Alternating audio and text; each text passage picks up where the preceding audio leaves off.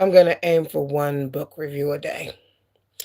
I looked through a couple of the reviews, and I think I might want to dress up for a couple of them.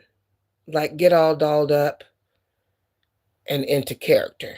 So, um, yeah, that'll be fun. Today I'm going to do a book review on this one by Lloyd Leach. Okay, and I do have an autographed copy. I started reading this book August 25th, 2025 at 4 a.m. Oh, I forgot to put these in Mom's sack. I guess I'll do that later.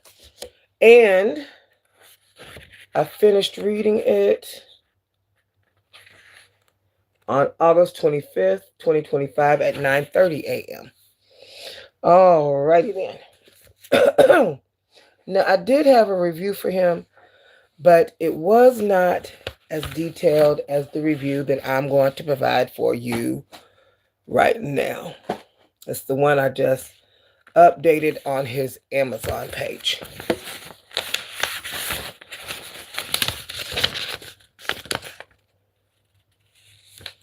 So let's talk about a few things before my Uber gets here. So the format I have is paperback, about 60 pages. Publication date was May 8th, 2025. He does have a new book out. It's independently published and available through retailers such as Walmart, Amazon, Fish Pond Books. Talks about emotional healing, self-discovery, mental and spiritual wellness, inner struggles, and personal growth.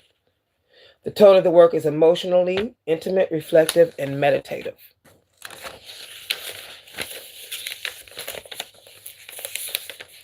Book fits within categories such as poetry, inspirational writing, self-reflection, spiritual wellness, emotional healing.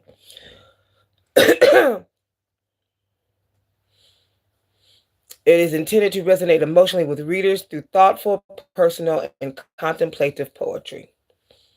A poetic journey into the unspoken stories of the mind, body, and soul is exactly what its title promises.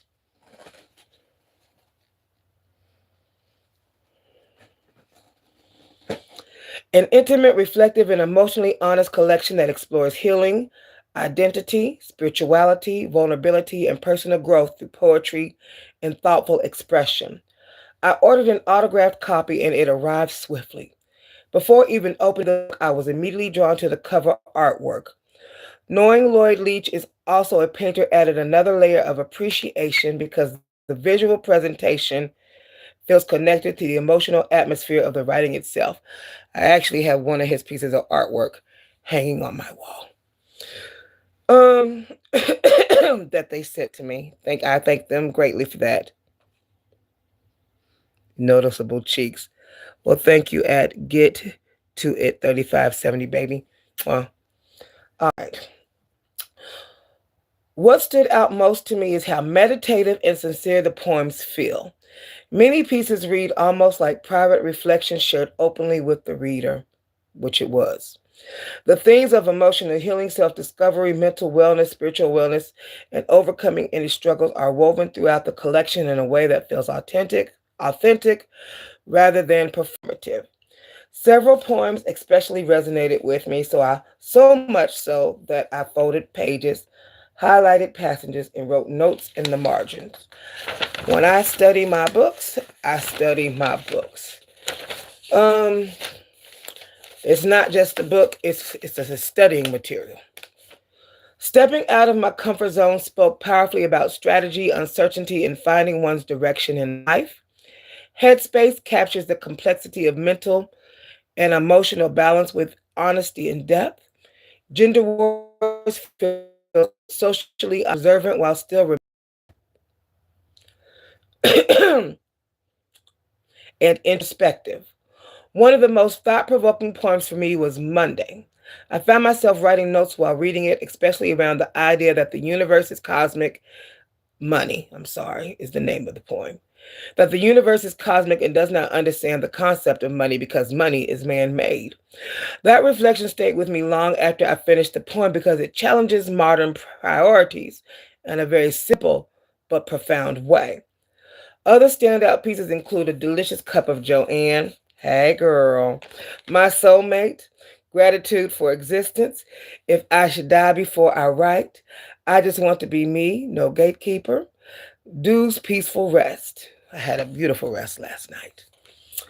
Each poem carries its own emotional identity, but together they form a larger meditation on existence, love, morality, peace, purpose, and human connection.